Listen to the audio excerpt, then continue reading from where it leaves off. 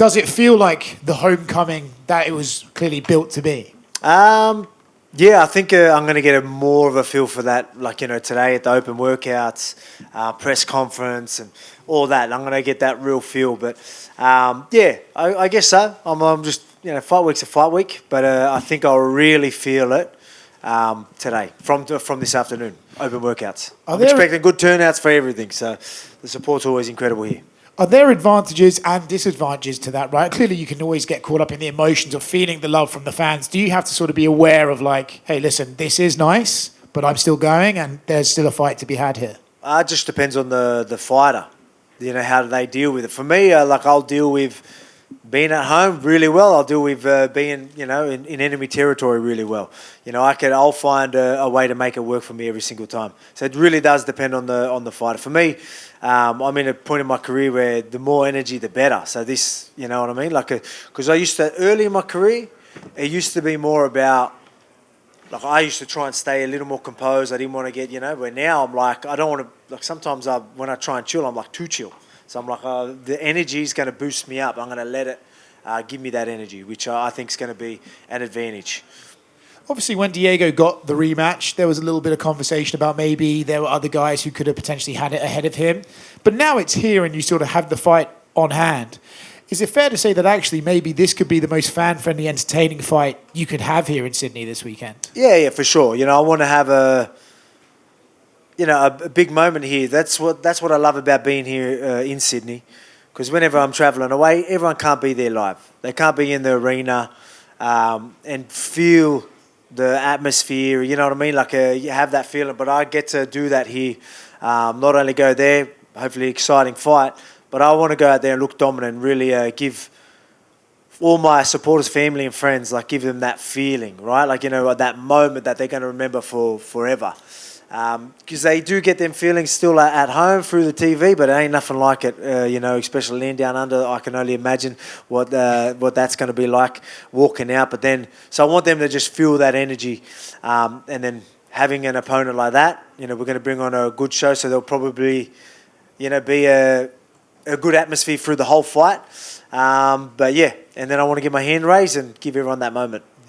You know, you're always a guy who's looking for new challenges, right? So we obviously have Mobzar and their own out there. I don't know if you saw this, but Arman Sarukian was on an aerial show and said he wants to drop to 45 and fight for the title. Curious if you have any thoughts on Arman potentially trying to cut that sort of weight and fighting you and what that could do. Yeah, I mean, like, I love challenges. He would obviously be a tough challenge. If he could get down there, that would be definitely a tough challenge. Same with Mobzar. Obviously, Mobzar, good. Like, even the wrestling side of things, like, I'd love that. Because for the legacy, you can talk about legacy. You've got guys like Mobzar, undefeated. So later, obviously I've got a job to do this weekend. But whatever comes my way, you know, I'll be happy. But Mobzar, Larone, you know, incredible records. Or even Arman, if he was to come down, like, yeah, that's a challenge. So that'll be definitely something. And I feel like my takedown defense is pretty solid. So that'll definitely be a fun one. Last one for me. You've entered sort of rarefied air where fans, when they see you booked a fight, are almost sort of 50-50 about it because no one wants to see you hurt anymore. Everyone just loves you so much, they don't even want to see you go out there and risk it. How long do you expect to keep doing this for? Obviously, I know that this was sort of like, hey, you could retire in Sydney and there's no interest in that for you. But are you just going to do this until you feel like maybe I'm not at my best? Or is there a moment where you think, there's one moment I'm still searching for, and that'll be the moment? Yeah, I guess so. You know, this one, it's how you get through camps. I was able to get through camp. You know, we're making the right adjustments. You know, I am 37 years old, but the intensity was still there. You know, we've maybe pulled back the volume a little bit. So, you know, if you make them adjustments, you can have a longer career. Obviously, it's all about the health and that as well. But I plan on taking minimal damage out there and then having a quick turnaround, and then we'll see what happens after that. But yeah, you're right. Like, this one's definitely, because there was you've seen a lot of rumours. Well, I wouldn't say rumours. You've seen a lot of people like, oh, it's going to be his last one, and obviously I put that to bed. Yeah, it's definitely not the right time for this. I still got a bit left in me, and yeah, that's why I want to be active, because how much longer am I going to have it, you know what I mean? If I be active, maybe I can fit another 6 in, you know?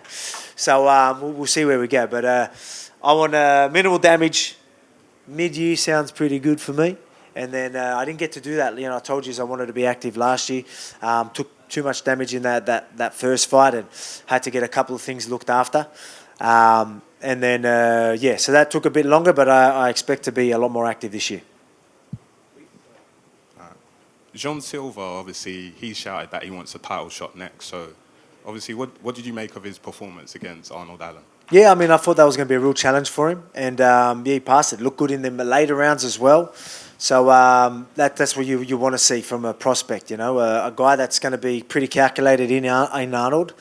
And then even Arnold's quite fit as well. He's got the cardio, but Silva's shown that he's got the cardio to get through there and get the win against someone like that. They're very promising. Has he earned a title shot just yet? I don't think so. But like I said, it's pretty obvious that I think you're going to get Movzar or Lerone Murphy fighting, I think. And that's obviously makes the most sense, especially with their records and the resume they have. Like legacy-wise, that looks great for me. And what did you make of him, jumping off his back? Yeah, man. He's that guy, man. He's fun to watch. He's a good dude as well. He's actually very respectful. But yeah, very excited. He's very hyper. You know what I mean? And he's all over the place, and that's something that I guess you would expect. Once he did, I was just laughing, yeah, that's Silva. And obviously, I know you're not thinking about the lightweight division, but what did you make of the Justin Gaethje fight and Paddy? Yeah, it was a fun fight. Very, very fun fight. Obviously, entertaining. They went at it. We'll see what happens from here. Whether Ilya will be bouncing back. I think he said he would like it mid-year. We'll see what happens there. I mean, you got a stacked division. Obviously, you got Arman as well. We'll see what happens. Maybe a couple of wins. Maybe I'm back in that conversation. We'll see. G'day, Volk. You just mentioned legacy, and there seems to be two sides of that coin, where one side is fighters wanting a name, like Islam saying, wanting Usman, Jones wanting Stipe. You have the perspective of you wanting the record. So what's your kind of take on wanting the name over the next person who's rightfully up? No, not. I wouldn't say the record. It's just it's a position where he is. Let's be honest. He is very deserving of a title fight, which that means a lot to me. And he's undefeated, and he's look at his resume as well. He's took out all the top guys. So they're that's how I look at it. I don't care about the names. If there's a name that doesn't deserve it, I'm not too interested in that. I'll do it. I'll fight anyone anywhere. That's how I am. But for me that is important. I've said that through my whole career. If you remember my title reign, I'm trying to find someone, make it clear, and be that guy that should be next. You know what I mean? I want a clear guy that's meant to be in front of me. Let's go. So I've always wanted that. I'm a believer in the ranking system. I think that means more. And you've got a part-time job as a YouTuber now. Max has recently said that he's really keen to do a Cooking with Volk episode. Would you be keen to head out to Hawaii, maybe roast a pig or something like that? 100%, yeah. It's good, man, because I get along with everyone anyway, right? But even so many people that like Islam, I'm going to do a cook. We've planned. I'll do Cook and Volk with him, Cook and Volk with Ilya, even just everyone. I get along with everyone. Even if I have to face him, I'll still do. I'll do a Cooking with Volk with Lopes tomorrow if you want it. I wouldn't care. So it's good fun. It is pretty cool. And David Adesanya has been walking around calling himself the uncrowned 145 champ for years. Is that something we could see towards the end? Yeah, maybe. He's got a big cut ahead of him, big weight cut ahead of him, but we could maybe make that happen. Thanks, Volk. Hi, Volk. Hey. You got quite a full list. Jean Silva, Lerone, Mostar, and now maybe even Arman too. And Arman actually said that it would be a very easy fight against you, and he said he just axe kick you. Okay. What do you think would just be axe kick me? Yeah. Okay. What do you think would be a toughest challenge out of this? Out of all of them? Yeah. Your probably your Armans and your Movzars. They're gonna obviously, he's saying he's gonna axe kick. Obviously, he's gonna want to wrestle. But again, I like the guy. He's hilarious. That PR run that he went on was incredible. He's another guy I'd like to do a cook-on with Volk with. I have done one with him. But yeah, if we face, everyone knows my takedown defense is solid, and if they forget that, I'll remind them. Thank you. Volk, you said to ESPN a couple of weeks back that you're looking to bulldoze through everyone now, that you don't need to be so cautious. Mm-hmm. Is this going to be a start of a new sort of era for you where you're just going to absolutely blitz through people? Or, I don't want to say it's a bit of gamesmanship, was there a bit of that in there?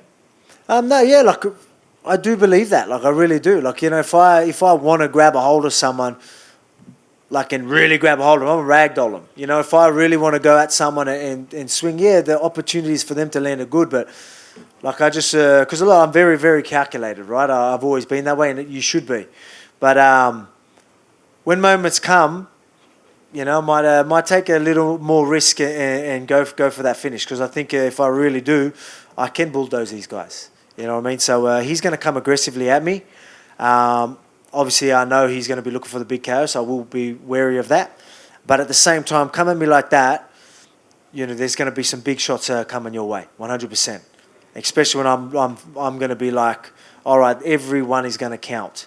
I'll make sure it counts, and then I'll maybe get myself out of the way. But I'm going to make sure them first two count. So we're going to look at a finish this Sunday? Of course, yeah. Like I said, minimal damage. Nice early night would be great for that moment I want for my family and friends and everyone here in Australia. And not only that, then I can do what I said, a quick turnaround and fight someone in mid-year. Beautiful. Thank you. Just back here, Volk. Yep. So many of the questions have been about yourself fighting many different people over the division, people coming down from upper division. But with the fight that's ahead of you, you've said it, there is still work to be done this weekend. What does anything about Diego scare you? Or worry you, rather, not scare you? This is the second time you're facing him. You kind of know what to expect. Is there anything that worries you in this rematch? I mean, just his durability and his power. You know what I mean? Like I've always said this, I'm only losing by getting, someone leaning, catching me. You know what I mean? I truly do believe that. And he's a guy that can do that, all right? He's a guy that can eat him. So he can take some good punishment. He'll eat one to give one, and I mean eat one to give one. So they're always dangerous. So yeah, you've got to respect that. There's going to be a lot of opportunities for me to capitalise when he's that aggressive. But at the same time, you're always going to have that threat of him always looking for the KO. And even if it goes to the ground, always looking for the submission. Hail Mary. That's how he fights. That's why he's so dangerous. So the respect is always going to be there. You talked about last year you didn't get to be as active. There was a little bit more recovery time needed.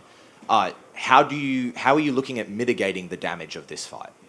Just capitalise on the opportunities that come my way. You know what I mean? Again, he's going to be aggressive. Even though I felt like I had some great options, there was times where I did some things that weren't too good. Where he would catch me, there's things I just could have done better. And some of those things are just very little things. You know what I mean? So very little things that I need to fix, and we fix them. So that's again, I want to make him pay for the things, and then obviously do the damage. Bulldoze, is that the word I was looking? Bulldoze through with some big punches or whatever it is, and still stay safe. When I say that, doesn't mean I'm going to be reckless. It just means I'm going to capitalise on opportunities and really capitalise. If I feel like there's a finish there, I'm going to really turn in for the finish. Then I can go back to defence. And final one from me. You mentioned before the Perth walkout. That whole walkout was, insane, a crazy moment. You are fighting at home, defending your belt. Do you expect this crowd will beat the Perth crowd for the walkout? Yeah, I think so. I think everyone knows how good it was there, so that they'll probably want to be a part of it. Hopefully they're ready. They're ready to start singing that song. I think so. Which is hard to believe, because to top what happened in Perth, but that's what I'm talking about. That's the moment I want to give my family and friends. Don't get to watch me every time I fight. Or some of them never have had the chance. So now they do, and I want to give them that moment. I want them to feel what it feels like what it felt like in Perth. But I want to top that by getting my hand raised and give them that moment too. Awesome. Thank you very much. Thank you. Volk, hi champ. How do you manage a rematch so close? And was the finish the main goal of this training camp to make a better performance as the last fight? Yeah, I mean, look. Obviously, I want to finish. Everyone does, but I mean, we've got to. I'm going to understand how durable he is. You know what I mean? But he is. Like, I mean, if I get him hurt, really, really capitalise on hurting him. You know what I mean? Even if his chin is as good, the ref's going to have to stop it if I'm putting too much of a beating on him. So, that's going to be my goal. But again, minimal damage and force as much damage as I can. And can you give me the prediction on the co-main event if you can? Co-main event? Yeah. Obviously, Dan Hooker, I'm guessing you're French. But Dan Hooker's my guy. So I'm going to say Dan Hooker, finish inside 2. Thanks, man. Volk, am I right in saying Cooking with Volk has its own website now that's just gone live? It does, mate. Yeah, thanks for that. As you can see, a nice brick shrimp smash. If you want to get that, we've got our own aprons. Everything just went live today. And it's awesome. It's obviously doing well. The support I've had through everything has just been incredible. Like, I mean, you did touch on it earlier about, people not wanting me to fight because they don't want to see me get hurt and stuff like that. It really does feel like that. It really does feel people really do care for me. And it took a long time to get to this position, I'll be honest. But I appreciate it so much. The loyal support that I have. I don't know, maybe they feel like they really can connect with me. There's a connection there, and I try and be just a normal human being because I am. I think I'm pretty relatable, and I try my best to be a good human. And I think people can really appreciate that, and that's why the support is awesome. But that's why Cooking with Volk's doing so well. And already, we just dropped a lot of them, and it's doing really well. So thank you all so much. There's still some more left if you want some. Hey, Volk. You're pretty good in fighting. You're extremely good in cooking. Last year in Miami... I'll be honest, I don't know about extremely good at cooking, but I'm getting better. Last year in but Miami, I appreciate it. Last year in Miami, we saw that you extremely good in singing. Oh. Yesterday, we saw that you are not bad in dancing. So what other hidden talents do you have? I feel like I can do it all. They say, what's the saying? What is it, like... Jack of all trades, master of none. I was like, I'm a master of all. Nah, not a master.